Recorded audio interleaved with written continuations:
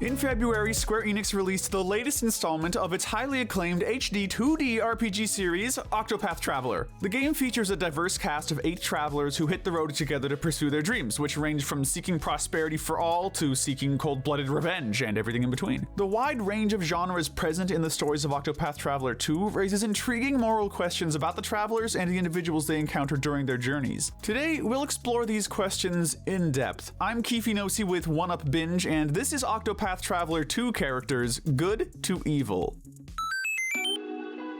Real quick, major story spoilers for all the Traveler's Tales, as well as Octopath Traveler 2's epic final story, so keep that in mind if you're still on the road with these guys. As usual, we'll be starting with the most noble character and working our way down to the most evil. These characters are the good. The gold medal of good goes to the brightest ray of sunshine in the game's cast, Agnia Bristarni, the traveling dancer. Agnia is a small-town girl who wants nothing more than to bring smiles to everyone in the world by honing her craft and becoming a star, just like her beloved mother. She's always there to encourage the people she meets to follow their dreams, but she's also not afraid to stand up for her friends when they're being pushed around, or even put a stop to the destruction of an entire town when it comes down to it. It all comes together when Agnia takes the stage at the Grand Gala, cheered on by her friends and family as she wows the crowd and stands up to the haughty superstar Dulcinea. The game even recognizes Agnia's goodness by having her give its closing monologue, where she reflects on the lessons she's learned and dedicates her greatest performance to the player and to everyone else watching. The silver medal of good goes to the newly anointed Knight of the Sacred Guard, Crick Wellesley. Crick is the straight-laced Watson to Temenos' Sherlock Holmes-style detective who wants to see criminals brought to justice, but who also frequently calls out Temenos for his unconventional and sometimes unscrupulous methods. The two of them work together to uncover the corruption hiding within the Church of the Sacred Flame, and after some humorous prodding from Temenos, Crick finds his courage in the face of danger. Through it all, he retains his devotion to his faith and to his noble ideals, even in spite of his companion's constant mistrust. This is why Crick's tragic murder hits Temenos as hard as it does, stealing his resolve to apprehend the culprits and honor Crick's valiant efforts. Rest in peace, Mr. Wellesley. You were truly the best of the Sacred Guard. Returning to our list of travelers, we come to Particio Yellowwill, who takes the bronze medal of good. After the booming mining town founded by his father goes bust thanks to the underhanded practices of his father's former business partner, this fast-talking merchant hits the road to eliminate that devil called poverty from the world. Particio is out to make Celestia a better place by ensuring that everyone can enjoy the benefits of the latest technologies, and he's got a bone to pick with the tycoons and corporate suits who exploit their workers and hoard their wealth. He's a friend to inventors and entrepreneurs everywhere, helping them perfect innovations like the gramophone and the steam engine, and revitalizing a town's economy by coming up with the concept of a department store. Even when he finally tracks down the man that ruined his hometown and beats some sense into him, Particio has enough goodwill and sound business sense to hire the guy so that they can work together to usher Celestia into an industrial revolution. It's no wonder that some fans have affectionately dubbed Particio the socialist cowboy, even though he's technically neither of those things. Prince Hikari Ku is next in the ranking. While his noble ambitions lack the broad scope of characters like Agnia and Particio, Hikari nonetheless strives for a better future for his war-torn kingdom. When his brutal half-brother Mugen murders his way to the throne and sets out on a path of conquest, Hikari journeys around the world to summon loyal allies to his cause of realizing a world without bloodshed. Where Mugen sees only weaklings to be trod under his heel, Hikari sees friends and allies from all walks of life to be brought together under one banner. For the most part, Hikari is the image of an honorable warrior, although he's not above resorting to bribery to obtain information.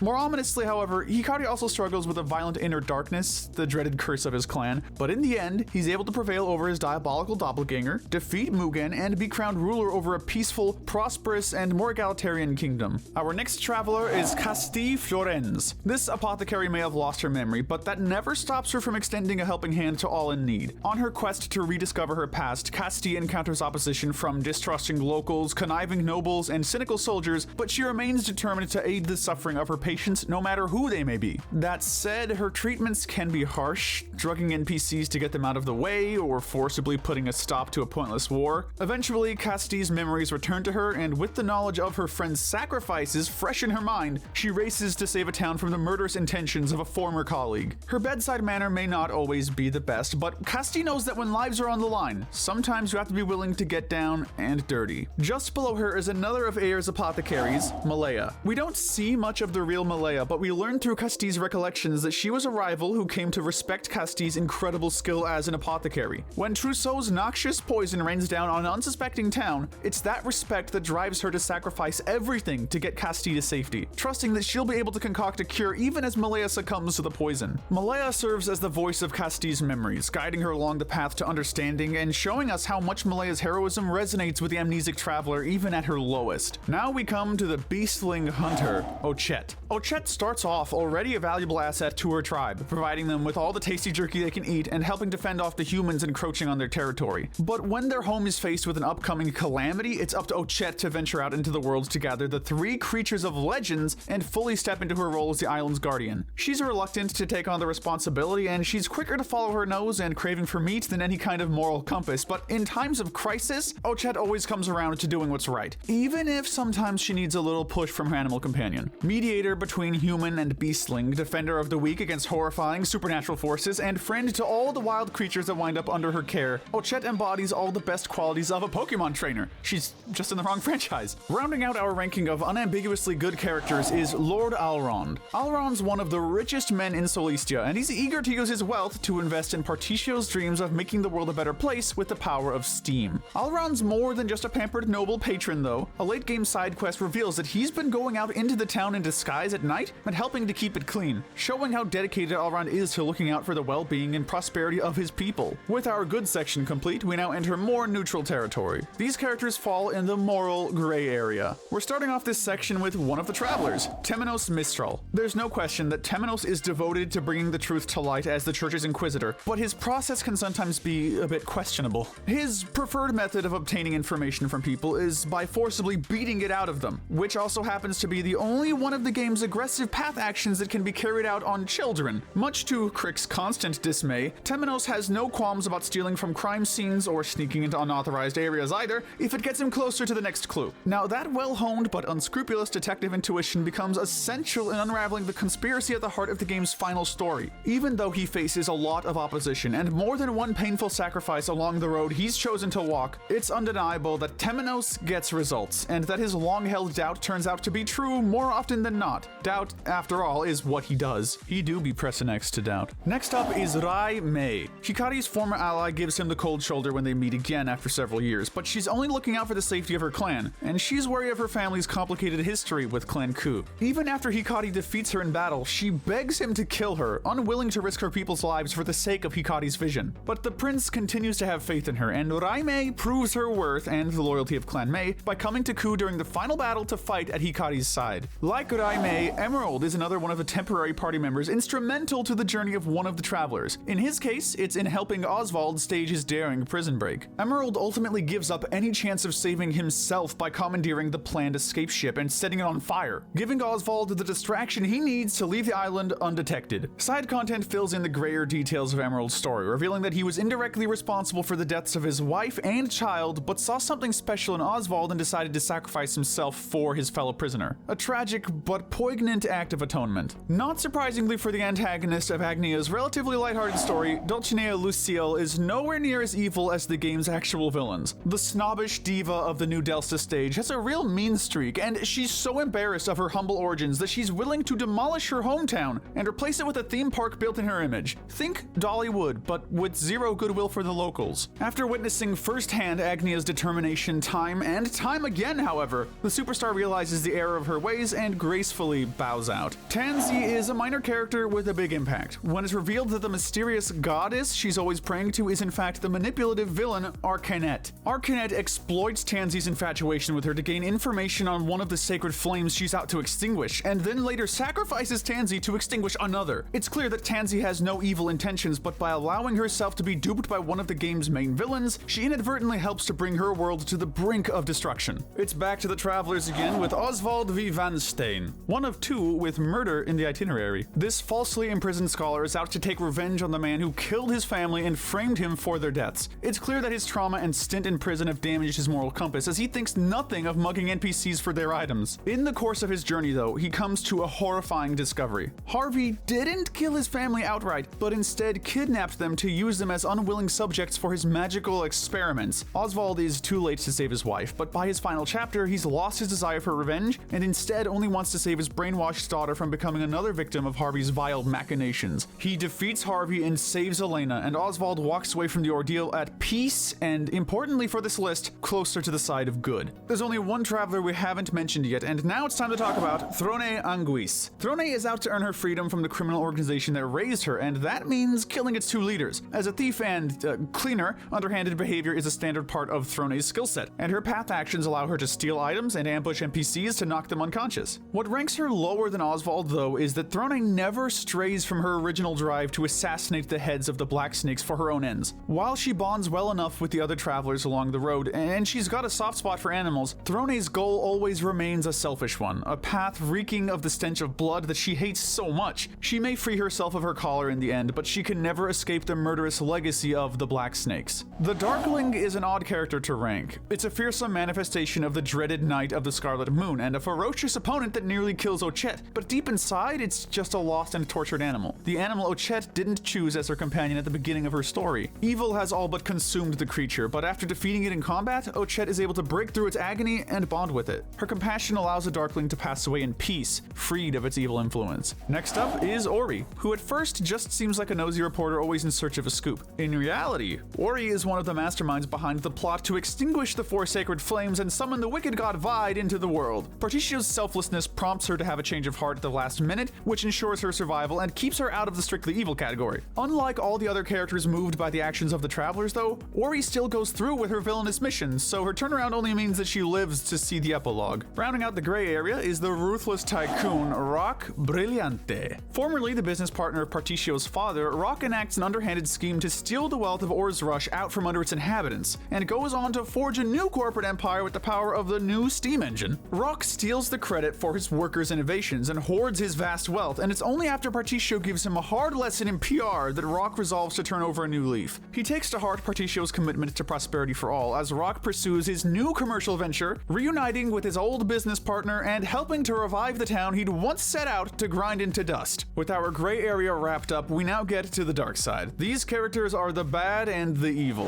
Petrichor, the dark hunter responsible for all the problems that Ochette faces along her journey, is first up. This is not because she's less evil than the rest, but because almost everything she does occurs off-screen, and we learn almost nothing about her beyond her loyalty to Arcanet, so as a villain, she barely leaves an impact. A more substantial antagonist is Ritsu Mishuyo, a childhood friend of Hikari's who fights for a better life for himself and for his sister. Ritsu throws in his lot with Hikari's war-hungry brother and betrays his former friend. It turns out that he's been carrying around a chip on his shoulder for years, believing that Hikari looks down on him for his common origins. Ritsu descends further into villainy as he rises within the ranks, murdering his superior and then lying about it to cover up the failure, and then facing down Hikari yet again in one final desperate confrontation. Ritsu's sister will finally have a good life under Hikari's reign, but sadly Ritsu won't live to see it. Next we come to the first of the Black Snake leaders on our list, the man known as Father. Father's a bit more sympathetic than his fellow snakes once Throne learns that he'd fallen for her real mother and wanted them to leave behind their life of crime, but he's still a cruel and ruthless career killer. Father trained Throne to be the cold-blooded cleaner she is today, and when she comes after him to claim her freedom, he challenges her to claim him as her greatest kill yet. Father lives and dies a snake, but he's far from the most vicious viper in this nest. One of the conspirators at the heart of the church's corruption, Captain Caldena, is next on our list. After witnessing the slaughter of her clan at the hands of the Moonshade Order, Caldena became obsessed with revenge, to the extent that she's willing to summon the power of the very god that her clan opposed. All of the deaths in Temenos' story can be laid at her feet, and she personally murders Crick when he gets too close to discovering the truth. Finally, she succeeds in summoning the Shadow, but its power twists her into a horrific monster that Temenos is forced to put down, a fitting end to a woman so wholly consumed by hatred. For an even more thoroughly despicable antagonist, look no further than Harvey. Harvey is so resentful of his colleague Oswald's groundbreaking research on the seventh source of magic that he sets out to utterly destroy the man. After getting him sent to prison, Harvey goes on to kill Oswald's wife and use her blood to create a monstrous magical construct, as well as brainwash Oswald's daughter into believing that he is her real father, only to then use her for another one of his diabolical projects. As if that all weren't bad enough, Harvey's also responsible for the torturous magical experiments that created the Darkling. His obsession and arrogance are so great that he anticipates Oswald breaking out of prison and chasing him down, solely so that Oswald might witness the gruesome results of Harvey's work. For another character you'll love to hate, look no further than Mother. This malicious black snake runs an orphanage where she grooms grooms children with all the usual tactics of an abusive parent, giving them love with one hand and brutal punishment with the other. Throne claims that she was whipped so much as a child that she no longer feels the sting of the lash, and it's incredibly satisfying when she strikes down the sadistic matriarch of the snakes. Getting even further down the list, Trousseau is one who can proudly put down mass murder on his villainous resume. Once a soft-hearted apothecary working alongside Castille, Trousseau was driven into despair and now believes that the only way to truly save people is to kill them. He concocts a poisonous purple rain that brings slow and agonizing death to its victims, decimating the village of Helix, as well as killing all of his apothecary group except Castille. After this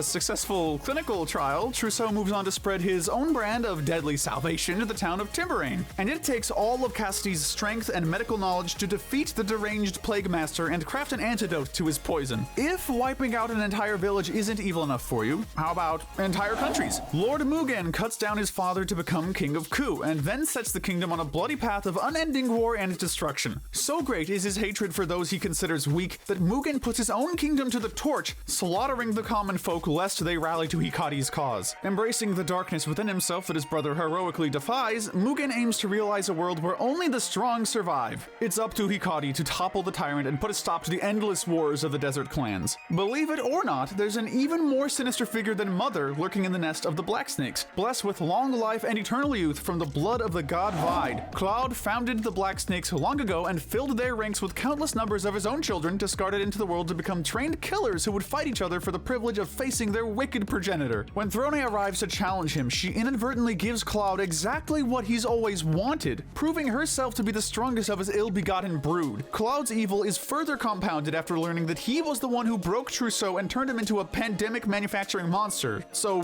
he's got that on his non-existent conscience as well. Worse than any of those villains is the big guy himself, Vide the Wicked God, who takes the Bronze Medal of Evil. As a god of shadow and chaos, his desires are pretty straightforward. He wants to ensure that the dawn never comes. Thanks to the machinations of the Moonshade Order, Vide is summoned into the world and nearly succeeds in covering the land in darkness, and he would have gotten away with it if it weren't for those meddling travelers. For the Silver Medal of Evil, who could be worse than a literal god of evil, you ask? Well, how about the ones who work to bring him into the world? Arcanette masquerades as Temenos' cleric friend Mint, but she's actually the leader of the Moonshade Order and the puppet master pulling many of the strings of the game's other villains. Caldena, Petrichor, Cloud, Harvey, even Oboro and Ori. Name any of the real bad guys in this game, and it's very likely that Arcanette is either coordinating their efforts or controlling them from the shadows. But real quick, before we get to our last entry, if you're enjoying this video, do us a huge favor and hit that subscribe button and notification bell. We ask because we'd really appreciate the help getting to our next milestone, and we have lots more videos we'd love to share with you. Thanks so much. Finally, the gold medal for the most evil character in Octopath Traveler 2 goes to